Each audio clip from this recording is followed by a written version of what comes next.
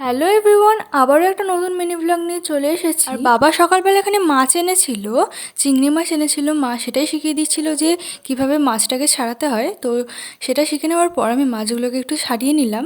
তারপরে মা এখানে রান্নাটা বসিয়ে দিল। তারপর আমি স্নান করতে চলে গেলাম। স্নান করে এসে দেখো ভাই আমাকে এখানে চকলেট দিল, সেটাই খেয়ে নিলাম।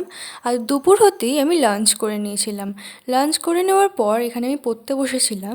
পড়ে ঠরে নিয়ে এখানে আমি ঘুমিয়ে পড়েছিলাম। তারপরে সন্ধ্যায় আমি দোকান গেছিলাম। দোকান থেকে এসে আমি আর মা গেছিলাম শ্মশানকালী। শ্মশানকালী গিয়ে আমি আর মা পুজো দিলাম। পুজো দেওয়া হয়ে গেলে আমরা বাড়ি চলে এসেছিলাম। যেহেতু আমার আজ পড়া ছিল, তাই বাড়ি এসে আমি রেডি হয়ে নিয়েছিলাম পড়তে যাওয়ার জন্য। এখানে মা আমাকে পড়তে দিতে যাচ্ছিল। আর যাওয়ার পথে মা আর আমি খেলাম ফুচকা। ফুচকা খেয়ে চলে গেছিলাম পড়তে। পড়তে থেকে এসে দেখছি বাবা এখানে বিরিয়ানি এনেছিল রাতের জন্য।